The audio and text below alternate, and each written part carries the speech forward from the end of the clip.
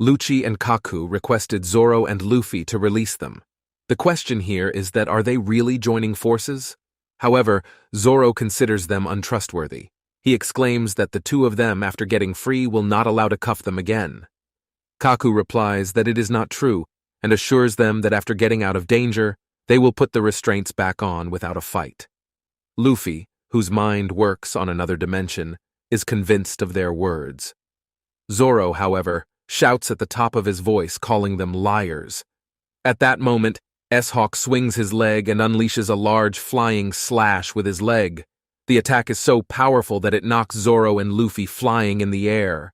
Zoro gazes at S-Hawk's leg that is transformed into a blade and realizes that this is because of the Dice fruit powers used by former Baroque Works agent Daz Bones. On S-Hawk's hand, a green blood liquid can be seen which is getting absorbed in his hand. This green blood liquid was basically made by Vegapunk by synthesizing people's DNA or lineage factor in order to copy their devil fruit powers. After the attack, Kaku exclaims that Luffy and Zoro have to keep saving them and they cannot get anywhere like this. He is basically telling Zoro to release them if they want to escape alive. Shaka asks CP0 agents about their real mission by invading in there. Lucci bluntly replies that their real mission is to eliminate all 7 Vegapunks. Kaku feels extremely annoyed by his information reveal that is making all his efforts to convince them to go in vain. Shaka asks if Stussy is on that hit list given her betrayal, which Lucci also confirms, telling him that he won't show any mercy to her. Kaku, frustrated at his words, asks him if he is trying to convince them not to save them. Suddenly, they hear someone screaming. Zoro realizes that it is Nami and mentions that all the other Seraphim must be running wild. Zoro is worried that how are they going to protect everyone on top of the 7 Vegapunks. Luffy asks Shaka for the cuff keys. Shaka gives him the keys, saying that the decision is now in his hands and the only thing he has to make sure is that Stella must be protected at all costs. Luffy turns to Lucci and tells him that when the Seraphim will be defeated, and they realize that they cannot beat him, they won't be a sore loser and go after his friends and Vegapunk. Is that clear? Zoro calls Luffy idiot, exclaiming that who will fall for a taunt like that. Lucci does agree with Zoro. Lucci tells Luffy that he is his top priority on his hit list and expresses that he wants to kill him first and then go after his friends. Zoro exclaims that the guy took the bait. S-Bear then prepares for an attack and fires an Ursus shock, but at that point, both CP0 agents have been freed. His Ursus shock destroys the roof of the laboratory. Luffy assumes Gear 4th and uses Gomu Gomu no Kong gun, while Lucci assumes his hybrid form and uses Rokushiki Oji, Rokuogen, to simultaneously attack S-Bear. Zoro and Kaku team up against S-Hawk, blowing him back with Santoryu, Purgatory Onigiri and Tempest Kick, White Thunder respectively. Both S-Bear and S-Hawk are attacked by them and are thrashed backwards. Finally, they manage to defeat the 2 Seraphim. Meanwhile, deep within the same lab, some people are crying for food. They haven't had a decent meal in over 2 months. They are worried that if they will ever be able to go out of the place. The people captivated there are actually CP5, CP7, and CP8 agents of World Government Intelligence.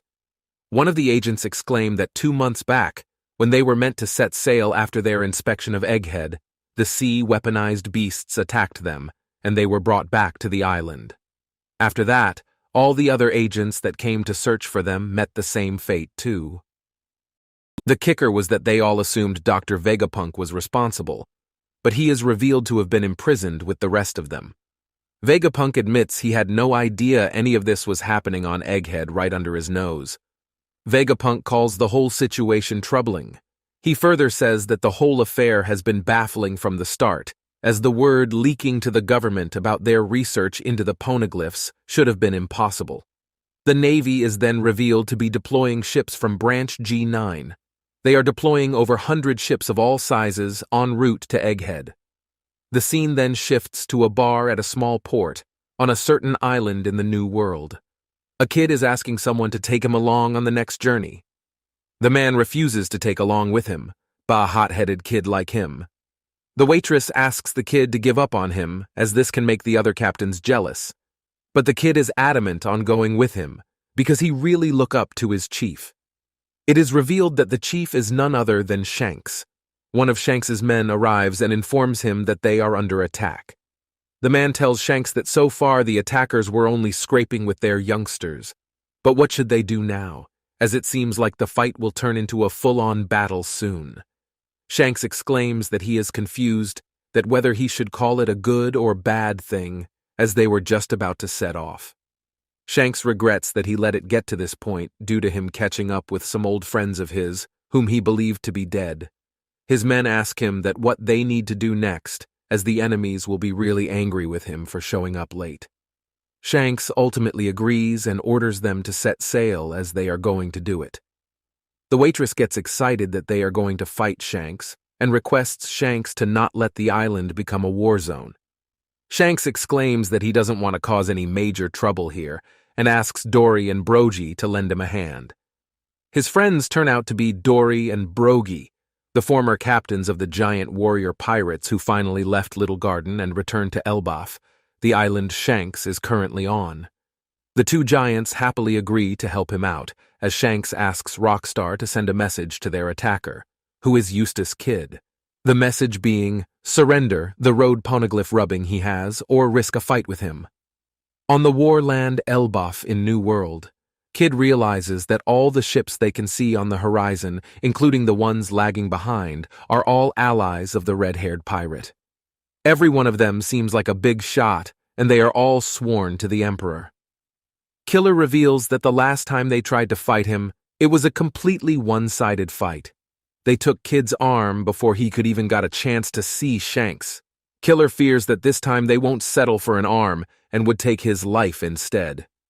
Meanwhile, Shanks is preparing to set sail, and everybody around him looks at him in awe and are praising him. Kidd, on the other hand, lets a laugh at Killer's words and confidently says that he will die only if he loses the fight to Shanks. This shows that two bold warriors face-off is about to happen. I've noticed that many of you are simply watching my videos without subscribing. I kindly request you to consider subscribing to my channel, as your support motivates me to keep creating more content.